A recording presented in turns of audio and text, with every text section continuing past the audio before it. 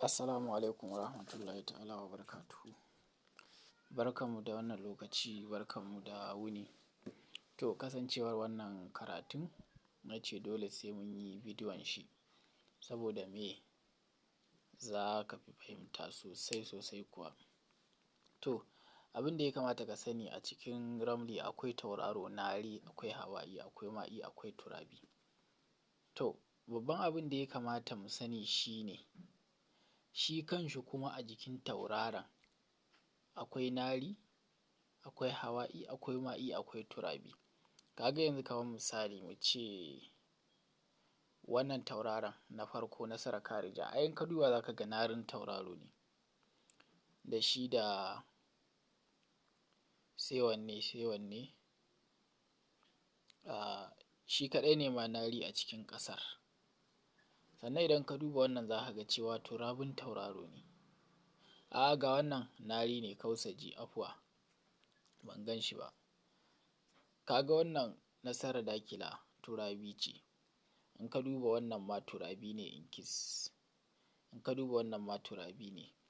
To me nake so in fahimtar a wannan karatun? A karatu akwai nari, hawa'i, ma'i, turabi a taurari. A gidaje akwai, to ka sani. To yanzu za mu yi karatu ne akan jikin tauraron shi kanshi. Domin akwai karatun da zai zo a ce ka ɗauki narin ɗaya da narin biyu da narin uku da narin huɗu. To ya za ka yi in baka sani ba?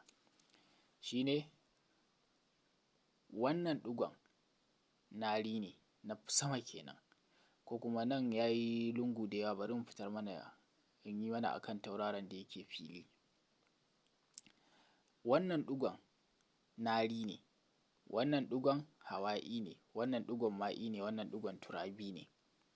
Ko da ɗigo ɗaya ne ko biyu ne, to haka yake tafiya. Wannan ɗigo na saman nan yana matsayin nari, wannan yana matsayin hawa'i, wannan yana matsayin ma'i, wannan yana matsayin turabi. Wannan nari, hawa'i, ma'i, turabi, kowane tauraro haka yake tafiya, kowanne a haka suke tafiya. Saboda haka wannan karatun yana da matuƙar muhimmanci, domin ana hukunci kala-kala da shi, wanda in dai baka san shi ba to gaskiya an barka a baya. Saboda haka wannan yana daga cikin karatuka masu tsada na cikin karatun Ramli. Kowane tauraro nan nari, nan hawa'i, nan ma'i, nan kuma turabi, na can ƙasa kenan. Insha Allahu wannan shi ne karatun. Idan kuma akwai tambaya, insha Allahu sai ka yi tambaya.